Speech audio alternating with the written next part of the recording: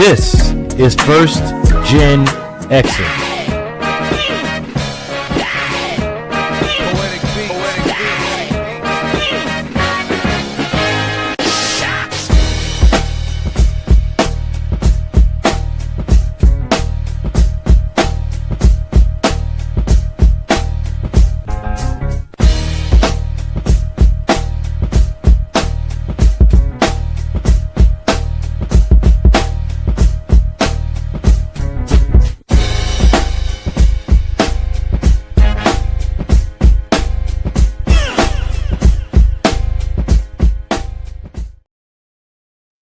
All right. What is up, y'all? What is up?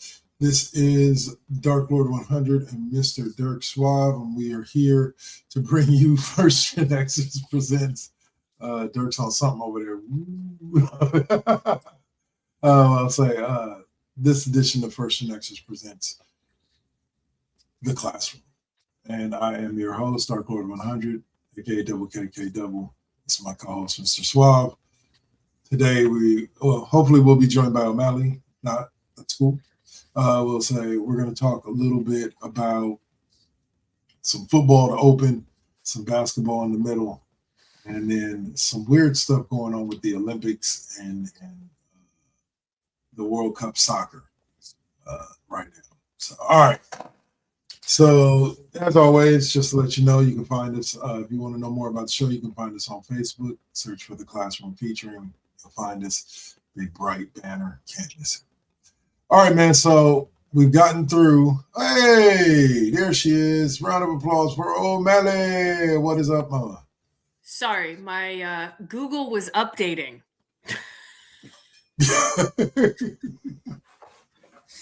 Worst times. They always pick the worst goddamn times. Always. All right. So we'll say we're going to open up with a little NFL football action this week. Last week, I kind of rode solo for the wild card round. That was all good.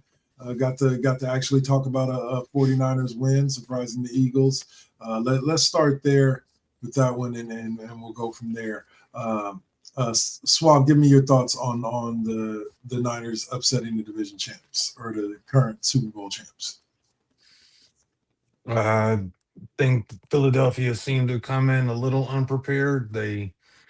Offense was a bit stilted. You got to give the Niners credit for keeping it a close game to where they were able to take control and take advantage, and that's exactly how it turned out. You know, it's kind of a lightweight rivalry between these teams as of late, and I don't want to say they overlooked the Niners, but they did not look like a team that was ready to impose their will against a team that was hurt and had a lot of injuries.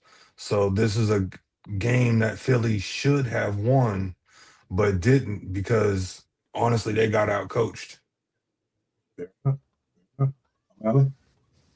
Hence why they fired a bunch of people after the game. Kevin Patullo. Not a bunch of people. They fired Kevin Patullo. Somebody had to pay, and it wasn't going to be Somebody got to do Sirianni, it. Huh? Look, son, he walked into the room, and everybody's looking at him. He's like, look, one of y'all got to go. Short straw loses. So, you know, and then I guess that guy got the short straw, and he was like, yeah, somebody's going to take the fall. It ain't going to be me. Yeah. There we go. I mean, I think it was definitely a surprise for a lot of people.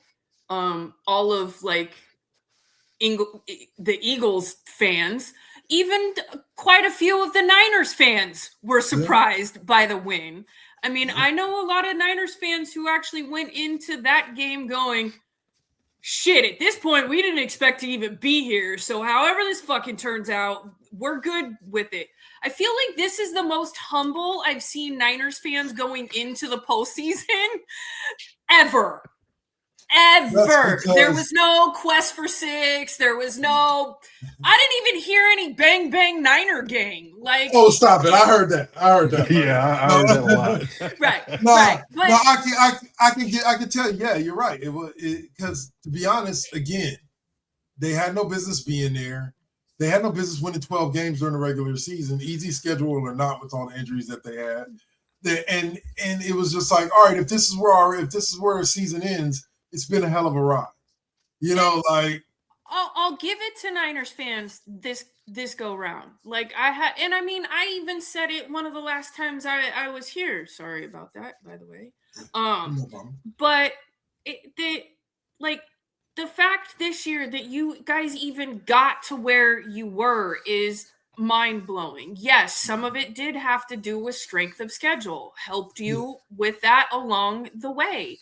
And I was hoping to see a game that I didn't fall asleep watching yesterday, but it really is the fact that you guys got where you did. There's nothing terrible to be said about that. Given this is one of those times that I will be like, yeah, I mean, you guys were missing a shit ton, and not just right now, but along the way. And I get that. I mean, it's like a video Swab sent me the other day of a dude doing reaction video of like the Niners team in the whatchamacallit. And then somebody said, raise your hand, starters about he's like, all my starters, raise your hand if you didn't miss a game this year. And like put a finger down. Put a finger down. If you didn't play the whole season, put a finger down. If you didn't get hurt at all the whole season. And then for them to lose Kittle, like I believe in the Philly game, and then it was just one of those years where it was just honestly, it's like Denver just losing Bo Nix. Well, it was nice that you got this far. We're gonna get to that in just a second. We got to get to that one. We're gonna get to that one. So I'll let that segue us, that Niners talk, into the divisional round, and we will talk about the Niners season coming to an end as they're routed by the Seattle Seahawks, who, I'll say it like this. I think the game would have been closer if the Niners were healthy, but I don't necessarily know if the result would have been any different. It's not that the Seahawks had their number. It's just the Seahawks are having one of those years. It reminds me of the Legion of Boom years, the couple of years where it just felt like Seahawk was that team. And so it's funny you say that. Because my aunt and uncle, my aunt is a huge Seattle fan. My uncle is a huge Niner fan, right? And which is funny because my aunt's brothers are all Niners fans. So because San Francisco is where that side of the family is from.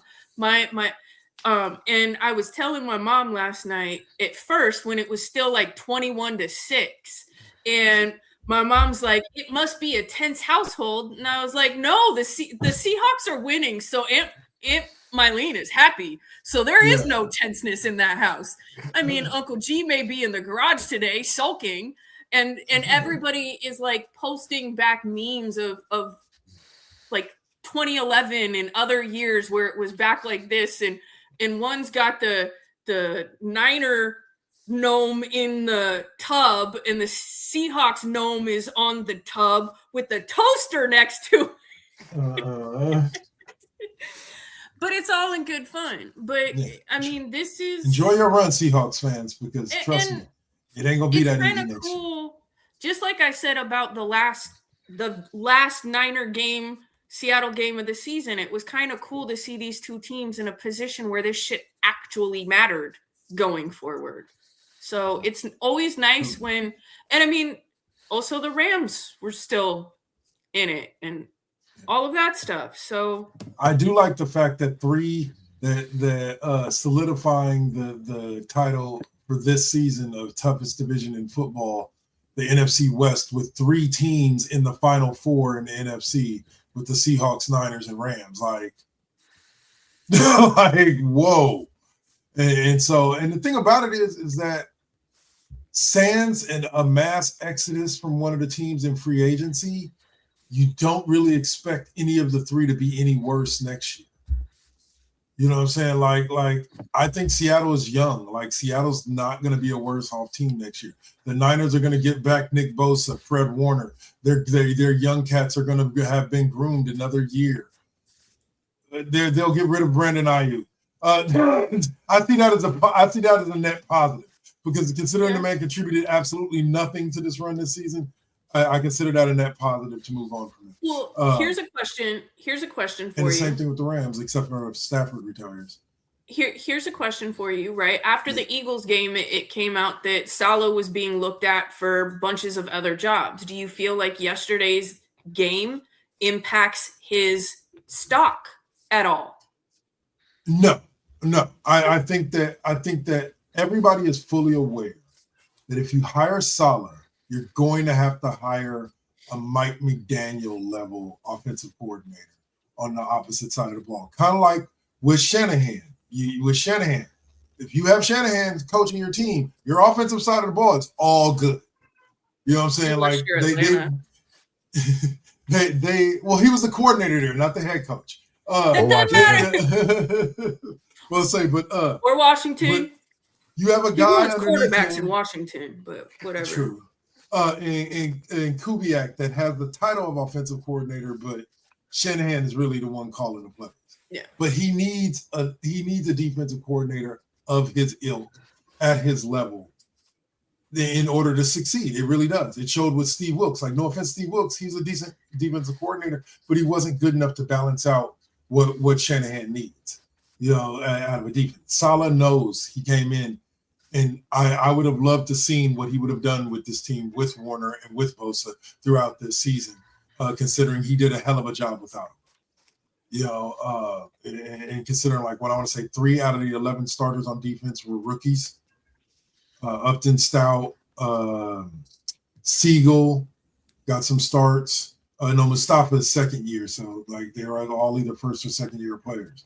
So, like I said, that Niners team is going to get better, but this year was just the Seahawks year. And with the way they're dominating, if they do that again in the NFC Championship game, I can see the Seahawks winning the Super Bowl. O'Malley. Well, we've already exchanged kind of all of our thoughts over about this game, so we'll move on to the game that I know Swab wants to talk about. Oh, so bad. And that is the Denver Broncos defeating the Buffalo Bills in what was one of the craziest games you will ever see to advance to the NFC or AFC Championship game. Talk about it, Swab. I mean, let's be real. That's probably the most exciting game or an NFL playoff game that we've seen in probably a decade plus. Goes into overtime, which is a rarity. Both teams duke it out. Nobody's scoring.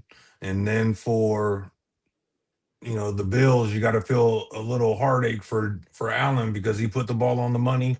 The receiver catches the ball, hits the ground, has it stripped right as he rolls over. And honestly, before I saw the actual rule, I thought it was a catch. He had possession, the DB had possession, and he didn't lose possession until he rolled his body over on the ground because on making impact, it looked like he had the wind knocked out of him.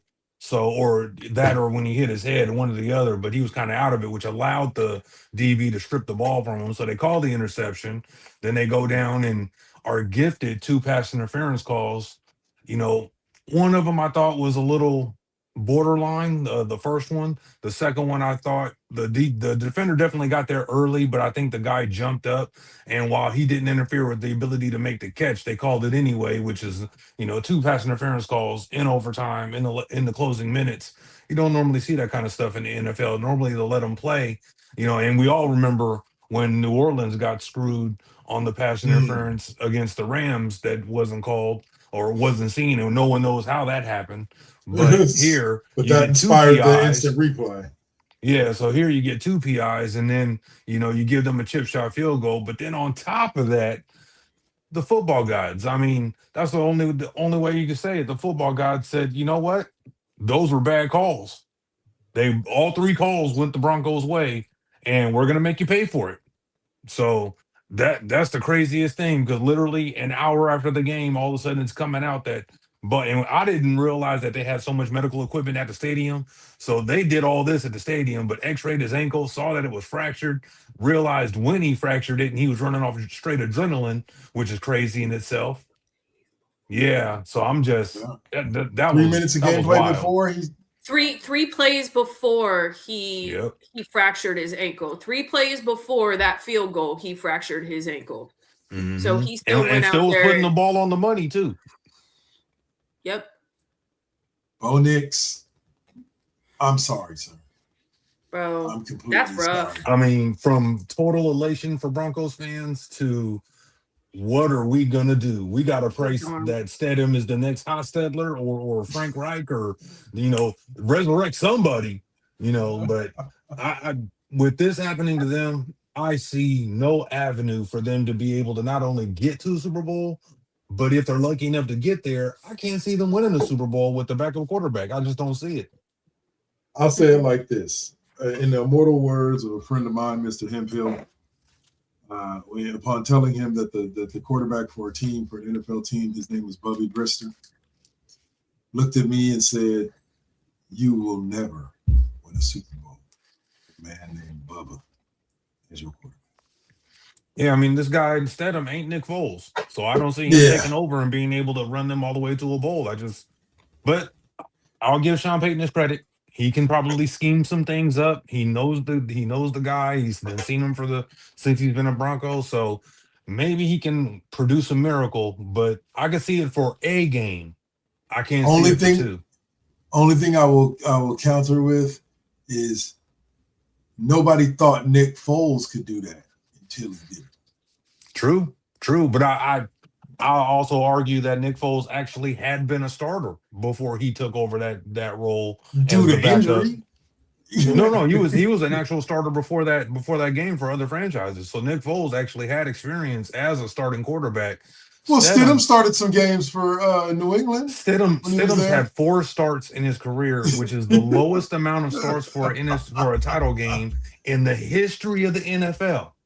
So he's only had 4 starts. Foles actually had a nice sizable chunk of career before he, did that for Philadelphia. We don't know much about Let's go do Stedham. the research, and Foles will have started like 7 games. Yeah, it's something like that. But I think Foles actually had like a season or 2 of starts before he took over. I want to say Foles. No, Foles started for Jacksonville after he won the Super Bowl. Yeah, but he had started before he went to Philadelphia, and he was a starter in Philadelphia before they drafted the kid. When Carson Wentz. Yeah. Well, and just to revisit, because Suave, you brought up something that triggered me to think of the Niner-Eagles game. Fucking A.J. Brown. Seriously? A.J. Brown, you are literally the reason in the end why the Eagles lost that game. All of that bullshit you wanted to talk, all of that fucking drama and shit and pouting on the bench and all of that, you were given a shot and you fucked it up. I hope they offload you with a quickness in the offseason. You are toxic. You're a cancer. You're a parasite. And I hope those Philly fans make your life hell. Okay. All that talking he was doing in the season, all that pouting, and then in the biggest moment for that team, when they needed him to pull through. I'm not getting the ball. Well, here's your fucking opportunity, and fuck all the way off. Yep. Right on. Tell him. I would say that Eddie Kendricks is the one that kind of ruined that, but I agree with you. Like, for all the talking you did, you would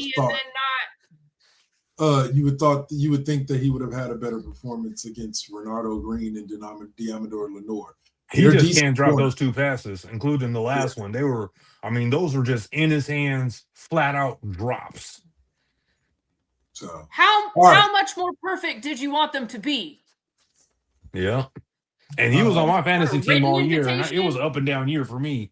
So I know all about A.J. Brown because I was following him all season on my roster. Like, bro, when are you actually going to do something? Then he started crying, and then he started getting me some points, and I was like, okay, cool. And then you get to this game against the Niners, and you have those are almost like career-defining drops.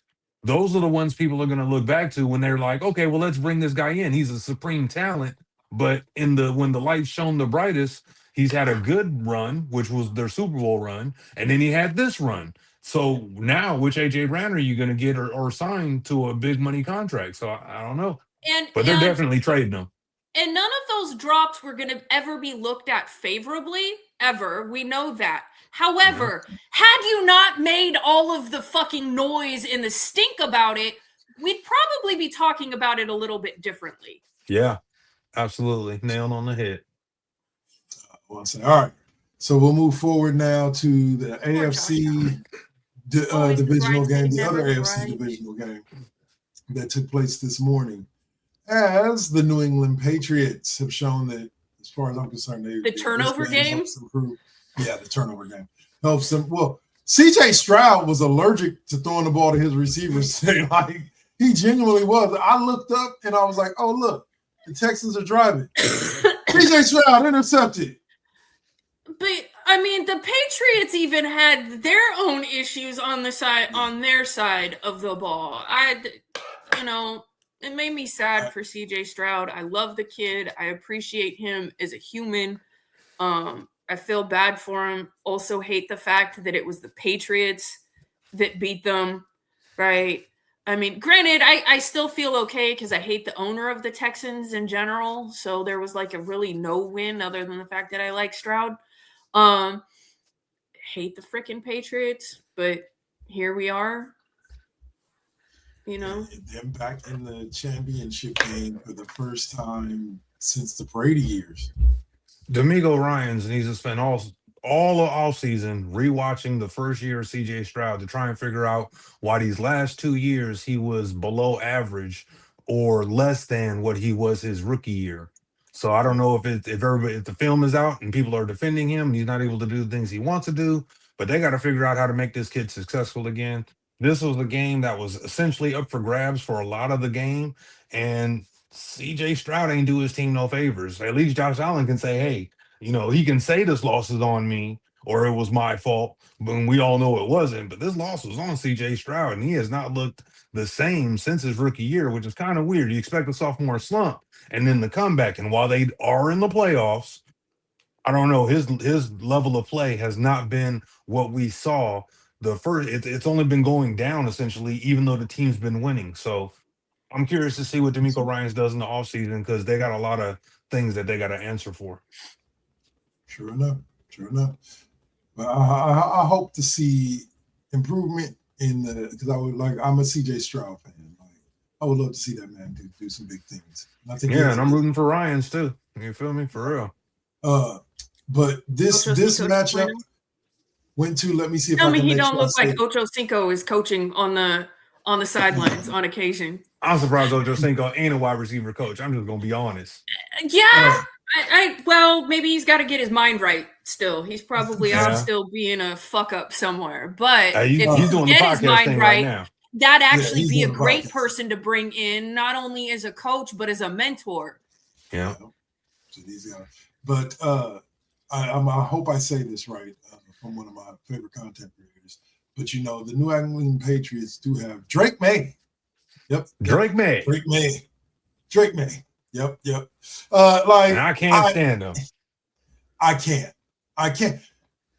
Here's the thing about it. And you may disagree with me on this, but the way that I can't stand him is a very unique way. You weren't supposed to be this goddamn good. Like regardless of what the Patriots have put around you, Drake May was not supposed to be that dude. But he's been. They drafted him high enough to be. He's because there have been plenty of games. Right. They drafted him at 12 or 15. Like that's not exactly the number one pick. No, he was top 3, wasn't he? Was he? I'm pretty sure Drake May was the top 3 pick, if I'm not mistaken. I'm pretty sure he was a top 3, top 5 pick.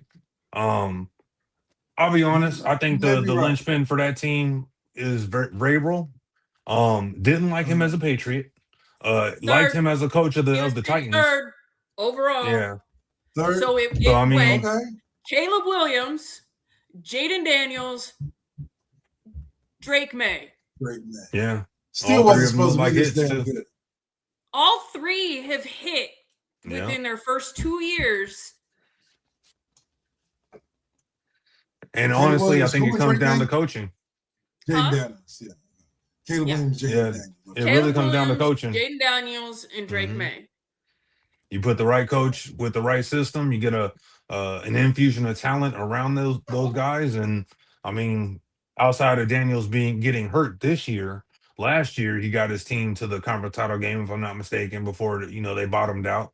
But Caleb Uh, Williams this year, Drake May. I mean, those are future faces of the NFL. And yeah. I'm sorry, Drake May, I can never root for you. I like Vrabel, but I can't do it for I can't do it. I can't root for the Patriots. My dad is happy. You might find yourself. Because Drake May's a likable guy. He's a Yeah, I real mean, I'll likable be guy. honest, he probably is.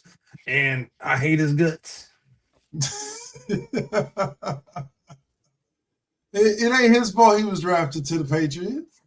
Oh no, I mean they did what they had to do. Found the quarterback, he wasn't really a known talent. I want to say North Yeah. Carolina, if I'm not mistaken. Um, Either but North Carolina or Duke. I forget which one. yeah, North Carolina. North so I Carolina. mean, North Carolina. he really didn't tear it up in college. It was all kind of, the game film and the combine, and he, kind of, to me, kind of came out of nowhere. But Yeah. I mean, they hit. He's good. And you can't take it away from him. I wish I Right. could. All right. So in the other NFC Divisional Round game is currently going on. We've got 2 minutes left in the game. It looks like who has it? 4th and 7 at the LA 17. The Rams have the ball. They're on 17, 4th and 7. They're up 17-10 right now. Stafford has gone for 215 and no touchdown. Caleb Williams thrown 2 interceptions. And it looks like Kyron Williams has been the biggest reason for The Rams got to figure it out. They've had opportunities. It's just the offense stalls. They do some plays that are just kind of too cutesy. They're not executing like we know them to execute with Stafford and having his MVP year like he's having. Caleb Williams relying a little too much on his arm talent, throwing those 2 interceptions, one of which he definitely shouldn't have thrown, and decided his arm could get the ball there, or he didn't see the ram underneath the guy he was throwing to. But, the Rams should be good enough to hold this off. And like I was telling you off air, if I'm Sean McVay and we somehow pull this game off, I'm calling Aaron Donald and like, look, I'll give you $20 million or whatever, and you just come play one game in the Super Bowl to help us win it. Yep. Get us back there and bring one home one more time. Yeah, I mean, if I was him, I'd always leave one spot open on the playoff roster just in case Aaron Donald wants to play one game, which would be an incredible story. That would be. Especially if he comes back and gets like 3 sacks. That should be hilarious. Yeah, but I mean, with only having a 1-score lead, Bears are still in it. The Rams are pushing to add to it, but until they figure out this offense, I mean, maybe it's the cold. It's always harder in the snow. It's always tougher to do things in the snow, and it's actually having little flurries on the field. But I was pulling for the Rams to win this game, even with Caleb and Ben Johnson. But they've still got a shot. They're not out of it. Oh yeah, they're driving right now. 1st and 10 on the LA 32. But Chicago got the ball back. I guess they stopped them on 4th because they didn't kick a field goal or they missed the field goal. I didn't see the details. All right. So we got a couple more things we got to talk about here that have come up over the past week or two that you guys really didn't get to chime in on. And the first being John Harbaugh being fired by the Ravens and hired by the Giants in a crazy 72-hour period of time. Has anyone seen the memes? Yes. Has anyone seen the John Harbaugh meeting Cam Scatterbo memes? And the video with what is he talking about? He said, I really wanted to headbutt him. I never understood that. It is hilarious. I mean, yeah. I can be looking at what the Giants or what the Ravens had. I can see why the Giants were or the Giants were not lucrative, but attractive to him. Jackson Dart is not Lamar Jackson. but he's a Lamar Jackson type quarterback. He just has to be kind of refined.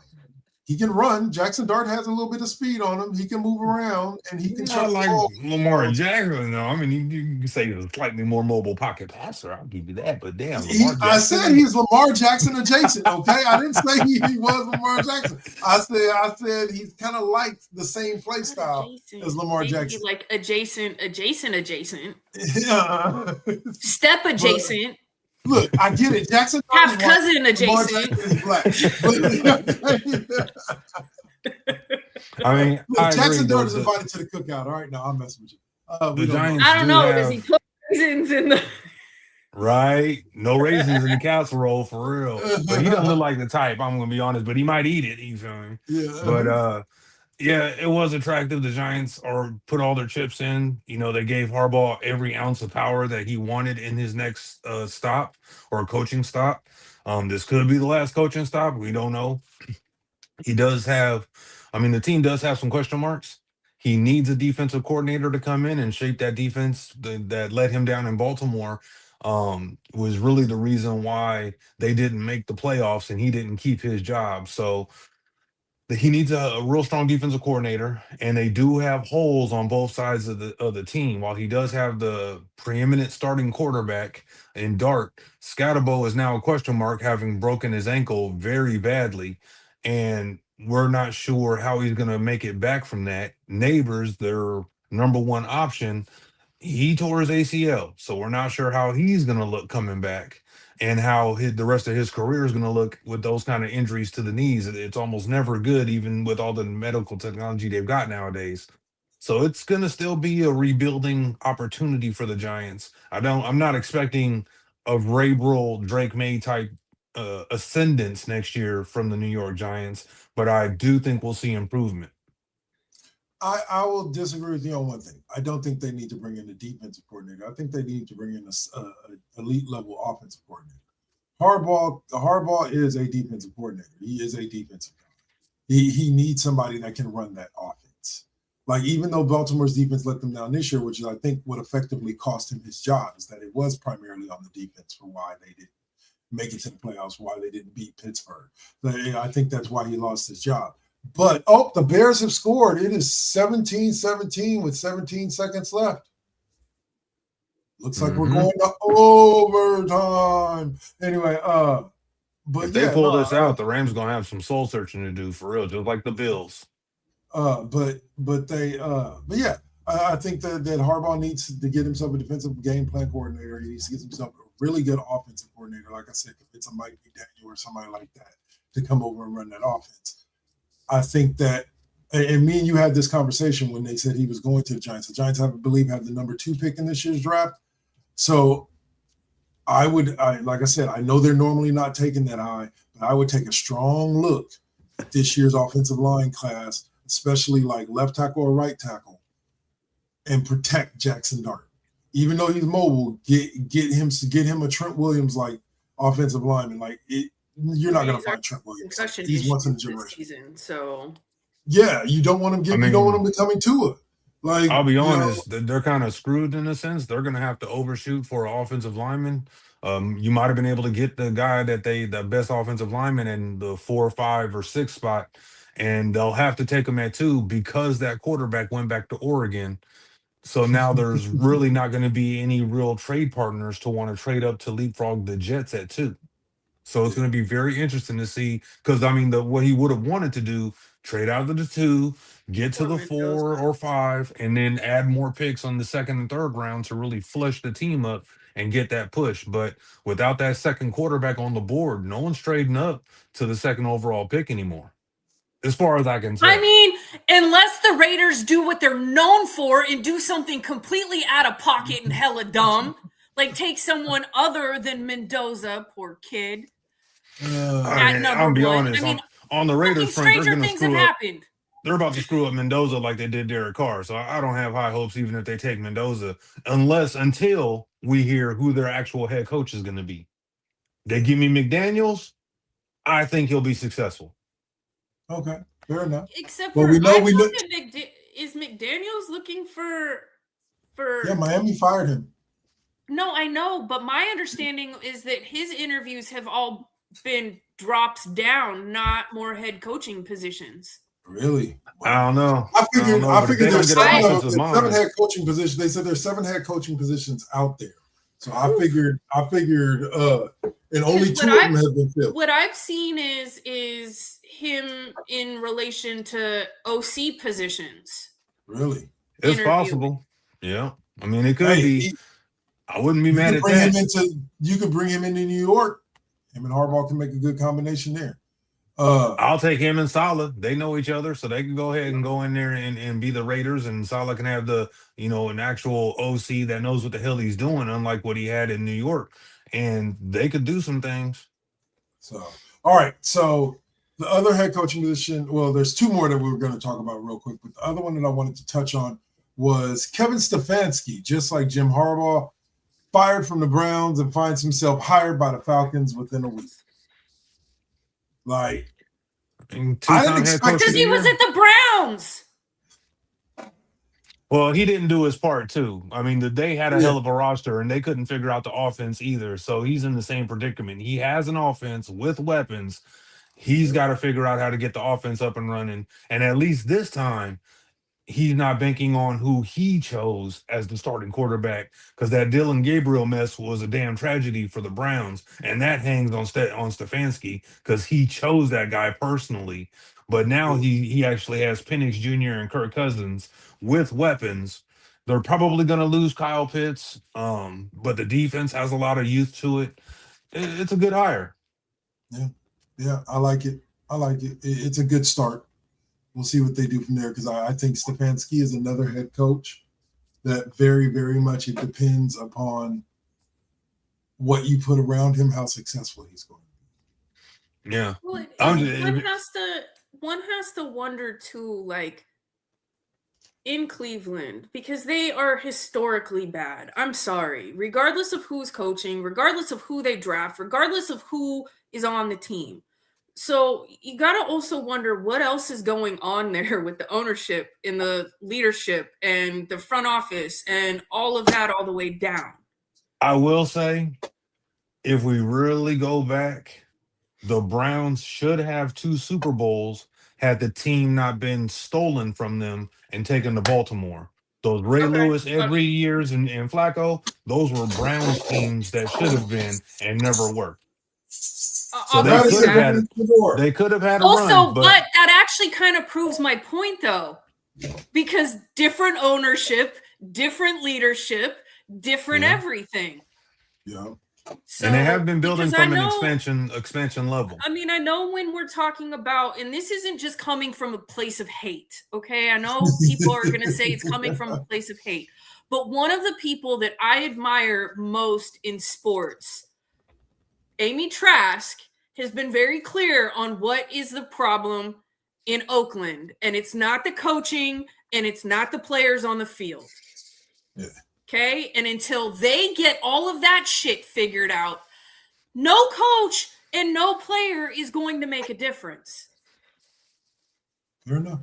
Well, I can't say and that came from the Princess of Darkness, not my hate-filled heart, okay? Like, I'm curious to see who they take as a head coach. Saleh and McDaniels would definitely make a good combination, but here's what I'm hoping. And I know it's slim pickings because there's so many head coaching positions out there, but they signed Saleh to a 3-year deal. These massive injuries to literally the number 1, 2, and 3 defensive players on the squad happened within 3 weeks or within 5 weeks of him restarting this. I would love to see him run it back for 1 more year. That's just greed talking. No, it's just a matter of like, see how good that defense could have been had they been healthy all season. And he's got to want to go to the places that offer him opportunities, and that's not a guarantee that the teams that are left he'll actually want to go to. I do think Saleh needs to go to a place with an established quarterback and offensive system. It would help him tremendously. and going where he has to start from scratch, i.e., the Raiders, the Titans. The rest of them are not. We've seen coordinators before be offered head coaching spots after and accepting the interviews just to be involved in the process, just to stay where they were for another year, hoping a better opportunity presents itself. Yeah, and yeah. So it's And possible he could stay with the Niners. I'll say I doubt he's going to want to go to Miami after he didn't already dealt with the AFC East. Yeah, they're going to be interesting because the whole Tua situation and honestly, the concussions are what costed McDaniels his job, because the first 2 seasons with Tua, they looked phenomenal on offense. It was just, can you get the defense, going? But they looked like they were going to be world beaters. But concussions and injuries, it can screw over anybody. And Tyreek Hill being Antonio Brown 2.0. Remember, it didn't start like that. Yeah, he went downhill too, but that happens when the losses start piling up. Tyreek Hill went downhill. So I will say this year's NFL playoffs have been extremely interesting with no Kansas City Chiefs. A staple in the playoffs for the past 6 years or so. And if the Bears can pull this off, it'll be almost totally new blood in the championship games. This is good football. Good football. Good, what do they call it? Not equality, but equalizer. You know what it's a good equalizer. Yeah. So palate cleanser. Palate cleanser, exactly. Get people interested in the league again. Yeah. Because it's not just always the same teams. Because I know a lot of people who were turned off by the league because it was always the Patriots. It was the Patriots almost every year in the Super Bowl, and they were just turned off by that. I don't blame them. It wasn't just the Patriots. It was Tom Brady in the Super Bowl every year, and he can just fuck all the way off. I hate watching football on Fox right now. His voice is like nails down the chalkboard. And it makes me laugh because every time they show him and his counterpart, the counterpart, it says commentator for Fox Sports, and then it shows Brady 7-time Super Bowl champion. And I'm like, this motherfucker. You can't leave that out now, can you? It's like peon. It's like, bro, for real. Some people say the GOAT. Yeah. Not me. I still think that'd be Joe Montana, but whatever. Holla. Here's the thing about it. I have had my moment. I have had my moment when they made that 28, when they made that comeback from 28-3. I had to kind of like give my nod to Tom Brady. I had to give the credit where it was due. If there's anybody out there outside of maybe like Joe Theismann that could rival Joe Montana's. The Falcons choked that shit, and then they got blessed because that catch by the little short wide receiver, that shit hit the ground, and they called it a catch. It should have been an incomplete pass, but Tom Brady didn't win that game. The Falcons lost that game. Yeah, and he won 3 of his 7 or 4 of his 7 with last-second field goals. Yeah, he got his team in position, but Vinatieri is the GOAT for kickers because he's the one that won those damn Super Bowls. But Brady gets all the credit because that's how it is for quarterbacks. They get all the credit and all the hate when they lose. So I give him his flowers. The Tuck Rule, Deflategate, Spygate. How many of his rings have an asterisk by them because of some stupid shenanigan? Hallelujah. I don't find myself putting asterisks next to those. I've always thought Deflategate was no big deal, and I've always argued that what's the difference between watching tape and watching the practice? Like, what's the difference between watching the tape of their game? You're literally watching what they plan to do against your team. That's the difference. When you watch other game film, that's what they're using and may use during the game. But when you watch a walkthrough leading up to the Super Bowl, that's literally what they plan to do against your team. Fair enough. Which is why you're not supposed to be able to videotape them. Actually, there was a gray area there. You're allowed to, but okay. So, but even if big if, capital I, capital F, huge letters. Even if I did give you fuck Deflategate, fuck Spygate, the fucking Tuck Rule started it all. And Not to mention, even outside of the tuck rule, given that was a thing, it was still a fucking fumble. Yeah. Okay. I rewatch that shit all the time because people bring it up as like one of the biggest moments for a lot of reasons. And Brady goes back, he goes to throw it, cocks the arm, brings it back into reset, gets hit on the reset. That's a damn fumble. He wasn't trying to throw it again. He was recocking to throw it to somebody else because the guy he was going to throw it to was covered, and Woodson comes in on the corner blitz and sacks him. That was a fumble. But, Raider hate by the rest. I no longer argue the point of whether or not. What I do argue the point is that that if I remember correctly, the sequence of the game, that drive only led to a Patriots field goal to tie the game. The defense was given another opportunity to stop the Patriots in overtime and failed to do so. Okay, if overtime never happens, I agree completely that fumble is the end all be all. And so on and so forth. But that they drained the clock and won the game. They didn't win the game, though. They tied it and sent it into overtime. Yeah, but if they get the tuck rule and it's a fumble, the game is over. Your argument is null and void. The hole we put ourselves in actually started well before this game ever occurred. We clinched way too quick and fucked off the last of the season. Had we continued the rest of the season as we were playing before we clinched, we would have had home field advantage. And yes, that was our fault. Had we had home field advantage, that game ends entirely differently. Yeah, it's not a snow that too. Yeah. So, but I just it's just a matter of like it's not a matter of I disagree about the fumble itself. That we also know take the wind out of the sails and are really defining moments in that. The ones that give the other side the let's go get it and the other side a fuck. What more do you want from us? And plus the replay was incredibly long to sort that whole play out. I mean, the teams were standing on the field for what felt like 15 minutes while they tried to figure this shit out. But the only worst trying to figure shit out that they've ever done in a Raiders game than that was the fucking piece of paper between the ball and the marker. Yep. Yeah, 100%. Really? All right. Is this how much you don't want the Raiders to have the ball? Like, oh, well, I'll say.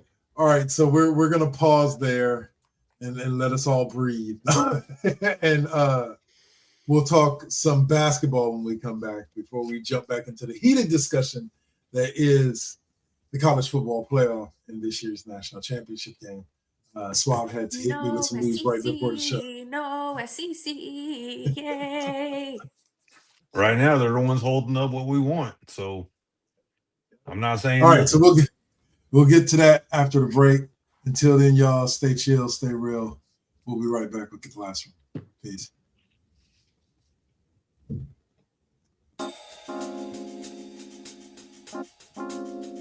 We back at it. Yep, we still doing it. Poetic beat. First GenXers. Gia. Let's get it, y'all. Come on. We back in the building. It's been a long time cooking in the soup kitchen. And I'm chilling with the same. Dropping these beats, won't stop, nope, I can't. Let me get up in the lab, turn it up. Game on with the first GenXers. What's up? Let's flip on the switch or the Xbox and get up in my zone, I'm clowning. Let me clear my throat for a minute. Shout out to my folks while I'm in it. It ain't nothing but love, it's babe business. I really don't know what's so who ain't feeling this. And this is only the beginning. Now versus then, this is something for the chillin'. Poetic got the joints like McDonald's. I'm loving it. It's the first gen. We're now rocking with Poetic Beats. This is the first GenXers production. Get your PlayStations out. Get your Xbox out. Get your Switch out. Let's get it in, y'all. Holla back.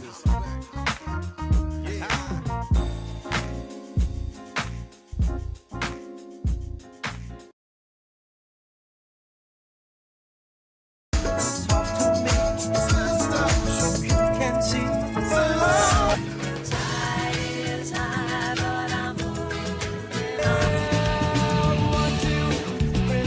Before you got to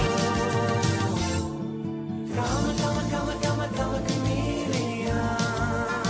You come and go. You come.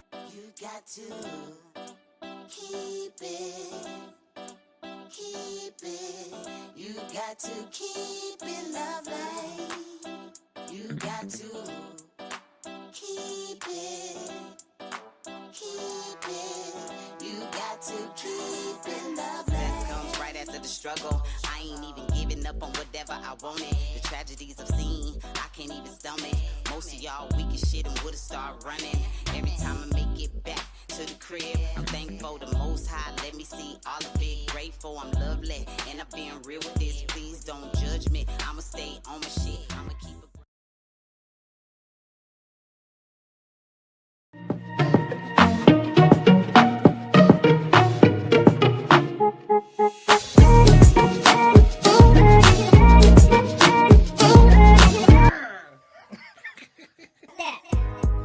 You getting on my nerves. You getting on my nerves. Gang, gang, bitch. You getting on my nerves. Gang, gang, bitch. You getting on my nerves. Get your titty, get your titty, get your titty on. Gang, gang, bitch. Get your titty, get your titty, get your titty on. I said what I said. No, please don't tell on me. No, please don't tell the police. Gang, gang, you getting on my nerves. She getting on my nerves.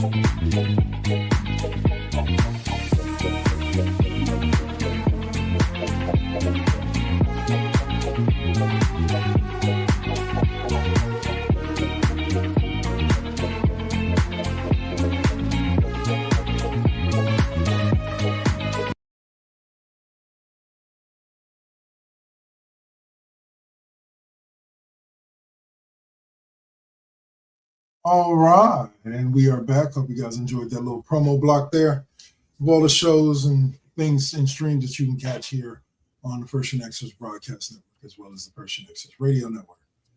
Again, to reintroduce you, I am Dark Lord 100, aka Double KK Double, and I am your host along here with my two co-hosts, the one and only Mr. Suave and Miss O'Malley. Yay! So now we're going to move on from the NFL playoffs for this week. Talking championship games next week, and we'll get into some NBA Week 13 stories. And I know NBA doesn't do weeks like the NFL does, but that's what we do it here. That's how we break it down week by week. All right. So this week saw some pretty interesting things happen throughout the week, but we're going to open up with Warriors talk because I know this one is the one that we're probably going to have the most to say about. Jonathan Kuminga has requested a trade from the Warriors again. Bro, him and AJ Brown can go sit somewhere. Hold on 1 second. Go ahead and give your thoughts on that, Swap. I knew it was coming. I mean, this was a foregone conclusion, especially once he started getting the DMPs. Jonathan Kuminga does not do the things that Steve Kerr wants him to do. And And there's just no getting around it. He wants to be who he wants to be, not what the team needs him to be. And it's unfortunate because the kid is talented, and I would have loved to have seen the Warriors with Kaminga as the guy, but we're not going to get a chance to see that. So before the deadline, the Warriors will have to bite the bullet and choose one of the umpteen trade rumors we've seen floating around and just deal him. I mean, at some point, you got to just pull the trigger. He's a waste of space. I saw a couple of trades that weren't too bad, giving up Buddy Hield and Moses Moody, which I would love to keep Moody. And I actually have a soft spot for Buddy Hield. He can be a microwave off the bench, but they've got to figure out the rotation. They got to wean it down to 8 or 9 guys that Kerr can actually build rotations with without having Kaminga sitting there soaking on the bench and sucking down chemistry. I mean, other players have been saying things off, what's the way? Without being Off the named, record. Yeah, about, off the record. Kaminga said he was hurt and wasn't hurt, and the team's holding him out and he's not hurt. And yeah, so it's just like it's time for him to go. So Dunleavy has to pull the trigger, get it done. Let's figure out what the rotations are going to be. Who's staying? They're going to be permanent, and let's move on. I mean, the team is in playoff position. It's time to solidify what this roster needs, so that way they can make a strong push to try to squeak up to the 6 or 5 seed in the playoff picture. O'Malley, your thoughts? Well, to piggyback off of what Swab was saying, it's not only is he not doing what Kerr needs him to do, he doesn't think he needs to do what Kerr needs and wants him to do. He feels that he's at a different. Can you not hear me? Swab, I can hear her. You Can you can't not hear anybody? Swab. Uh-oh. Okay, we can. Did I I can mess hear. myself up. Can y'all hear me? Because I can't hear y'all. I We can can hear. hear We you. can hear We you. can hear Damn, you. then it's me. That's what I get for trying to look in on the game. My fault, everybody. It was too exciting. I couldn't help it. The Rams is about to end this shit. No, Joey, so no, you it's know, let me- okay. I'll be back in a second. over. Okay, good. Understandable. Yes. But it's not just that he isn't doing what Kerr needs and wants him to do. It's the fact he doesn't think he needs to. He thinks he should be Steph right now.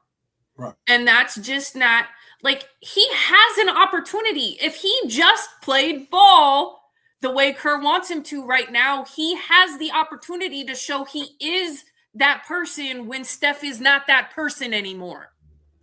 You build this by building those relationships, building the trust, playing in the manner that they need you to play. But the thing is, he just doesn't believe that he needs to do that. And that's where these differences are. So you either allow yourself to be coachable by anybody or you force your way off the team. Because the bottom line is if coach needs you to do something, you should be making it, regardless of what your vision or image of yourself on the team is. Whatever your coach's vision is what matters more. He's the guy that's drawing up the game plan. He's the guy that's deciding how to use you. If you want to be the guy, wait your time to be the guy. Wait until you actually are the best player on the team. Because as of right now, sorry, Mr. Kaminga, you're not the best person you're not the best player on the team. You're not even top 3 on the team.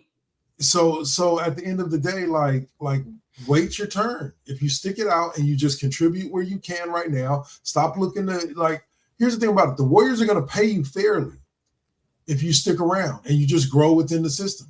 They're going to pay you fairly. So just sit back, relax, do your thing, grow, and then in a couple of years, Steph retires, Draymond retires. Odds are good that Steve Kerr is going to retire when they retire. And you can come in and be the guy. Then the team can be yours. You know what I'm saying? They can build around you. But trade them at this point. If you don't understand that big picture, then trade them at this point. Like because the bottom line is And I'm all for the trade. Me and Swab had this conversation the other day offline. I'm all for the trade, but I don't want to see people like Buddy Hield, DeAnthony Melton. I don't want to see them mentioned. Just Kuminga for a second round pick. I don't care. But do not give up any of these other players who are out here busting their ass and they're not sulking on the bench. Sorry. They're not sulking on the bench from having to be bench players. Buddy Hield was happy to come off the bench. Could have came into the Warriors and been a starter, was happy to be a six man. You know what I'm saying? I actually think the team doesn't flow right when he's forced into the starting lineup. He's a starter quality player, but I don't think this particular team plays right when he's forced into the starting lineup. He's better coming off the bench. He recognized that. We had the same thing happen with Andre Iguodala when he got here. Steve Kerr had that dinner with him where he made him realize, like, you would be far more useful to the squad, spot starting and coming off the bench than you would be as a starter here. And Iguodala bought in and won himself a Finals MVP. I will say this whole Kuminga and James Wiseman thing are the first chinks in the armor of Joe Lacob. He had been Teflon up until these two selections because it turns out that Steve Kerr did not want either of those players. And I was the biggest Wiseman supporter, and I thought it was a shoo-in that they should take him. But it turns out that Steve Kerr wanted other players with those picks, and Joe Lacob overruled him and took the players that he wanted for his vision. So it's one of the first times where Lacob isn't listening to the basketball people that are at the head of his operation. He's trying to act like he understands basketball well enough that he's going to make the call because he owns the team or is the operating officer for the team. And I think we've seen now he's made two bad decisions. Because I definitely think Halliburton in the Wiseman draft would have been a much better pick. I don't know who we could have gotten instead of. Well, I think what did it say? Wagner was who Kerr wanted. Franz Wagner. Yep, a guy that would have came in and been happy in any role and would have been moldable to what the Warriors want to do, versus getting somebody who wants to be the guy before it's his time to be the guy. You can be a guy on a scrub team, but this team's trying to get Steph one more title. Yeah. I'll say, all right, so one last update on the NFL. The Rams have officially eliminated the Bears on a field goal in overtime, 2017. 3 interceptions by Caleb Williams. Damn. And an interception is what ended it. Rams and Seahawks pretty much solidify exactly what I said to start the show about the NFC West for this one season being literally the toughest division in football. So we're either going to see the Seahawks or the Rams. We're going to see them play for a third time this year. And we're going to see either one of those two go to the against the Patriots. Again, you think it's going to be the Patriots? Well, no Bo Nix. Yeah, I don't think Denver really stands a chance. Hey, they defense. I'll give it up. Payton maybe miracles them to one win, but I don't see them getting two. Yeah, you know who was on that Denver team, right? On their defense, Dre Greenlaw. Yep.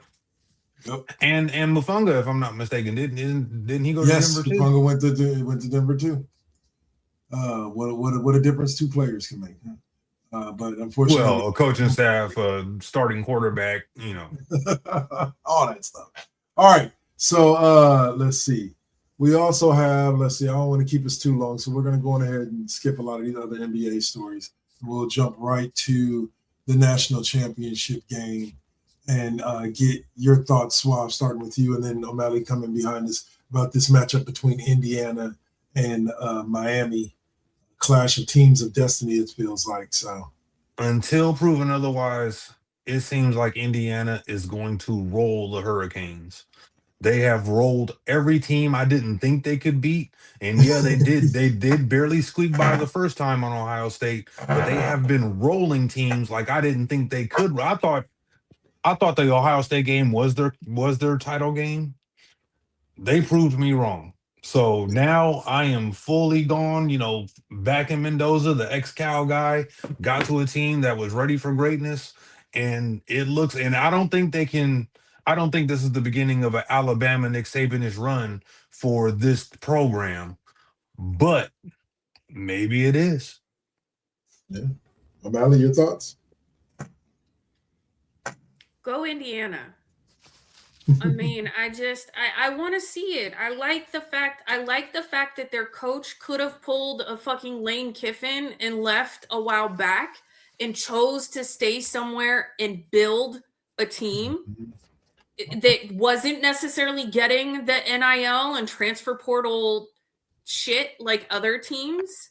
I love that factor. I love the factor that it's a team that we haven't seen do, like, this isn't Shit. I haven't seen them do shit in my lifetime. we ain't seen them do Ever. shit. No, yeah. So I like this. I mean, now that my team is in the Big Ten, you know, I kind of cheer for that, because that also means, like, that's what we aspire to, but that's who we're gonna have to beat anyways to get to the next step. So if you want to be the best, you've got to beat the best, right? So I like that factor. I mean, especially now since the Pac-2 isn't actually a thing.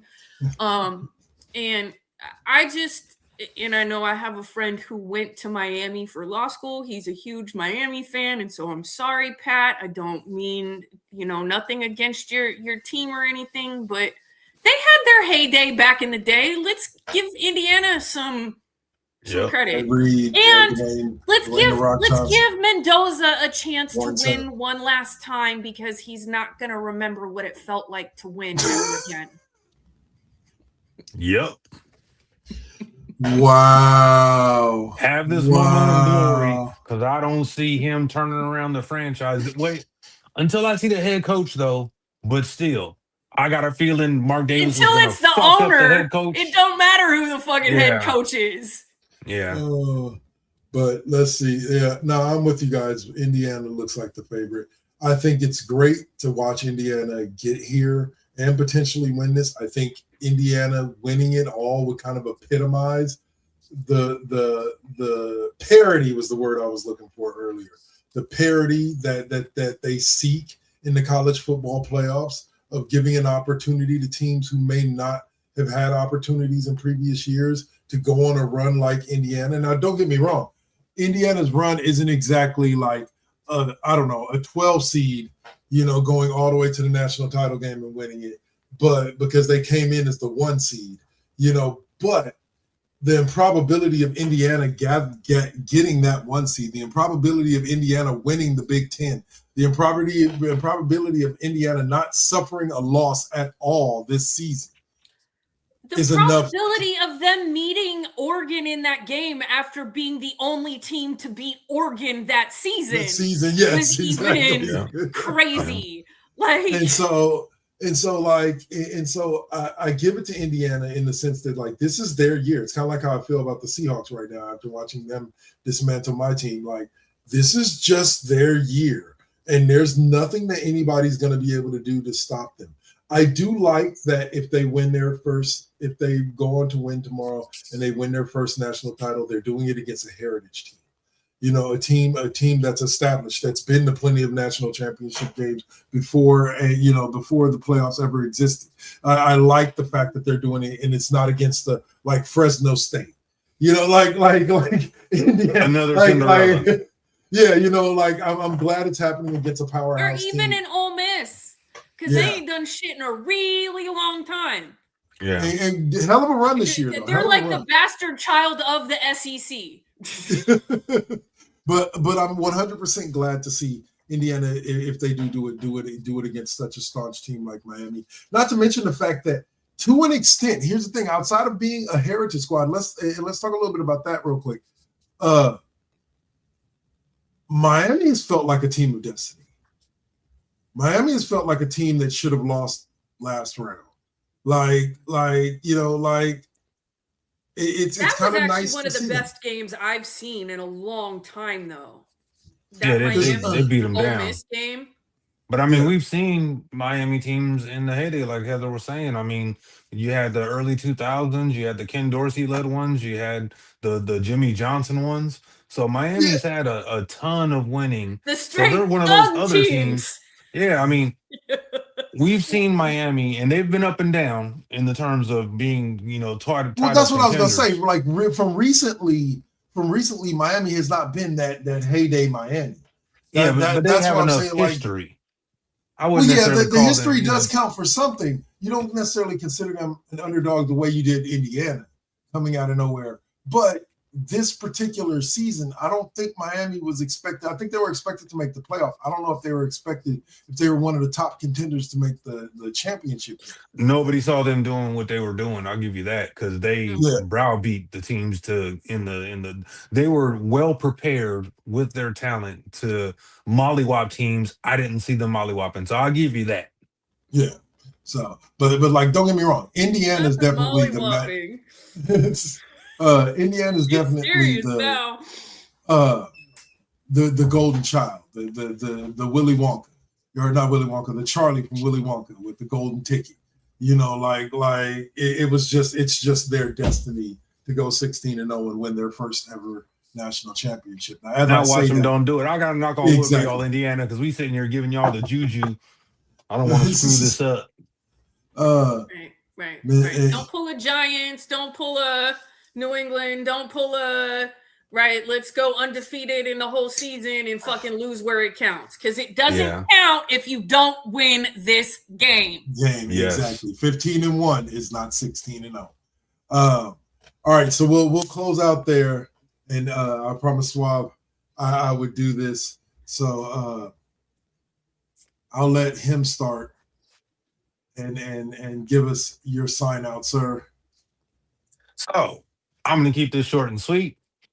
Fuck the Patriots. You just got fucking lucky to face the damn Denver Broncos without their starting quarterback. If you somehow manage to lose this game, which I'm hoping you do, it's still fuck San Antonio. Y'all didn't deserve Wemby, and I'll be saying that until I'm dead or Wemby retires, because how do you go from 20 years of 50-plus win seasons and 5 titles to only a couple of years of sucking ass to get the next generational talent in the NBA?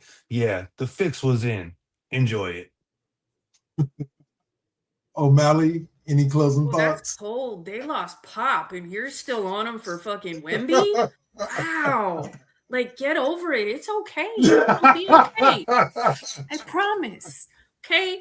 So with that said, I'm going to, fuck LeBron, fuck the Broncos, because I don't fucking care if I'm a Raider fan anymore. Fuck the Patriots. Fuck all of them. Fucking go Seattle. Who fucking cares at this point? Just fuck everybody. And fuck Kuminga, bro. You ain't shit. Go to a different team. Bye. AJ Brown should be fired.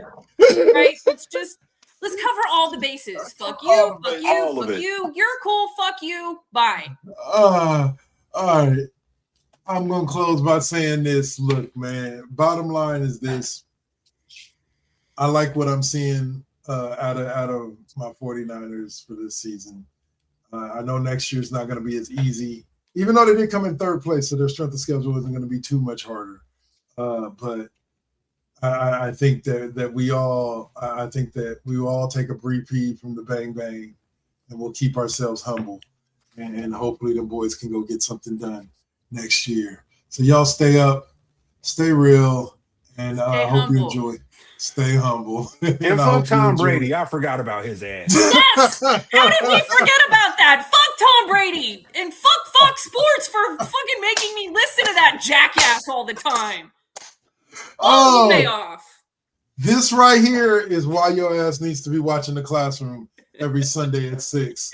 We will see you guys next week. You can catch me next on Tuesday playing that College Football 26 with Mr. Suave right there.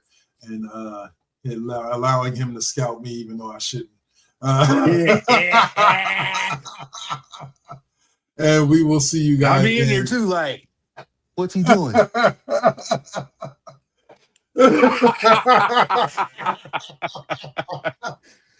Y'all be blessed. We out. Peace.